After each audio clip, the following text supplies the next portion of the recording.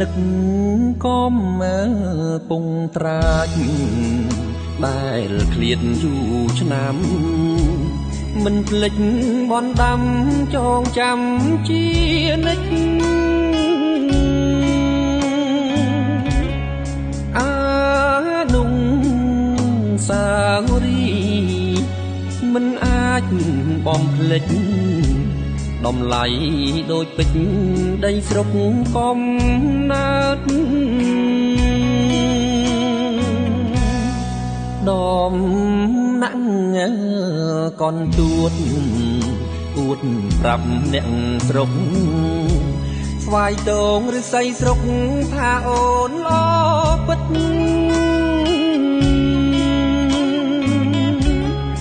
ពីងដោ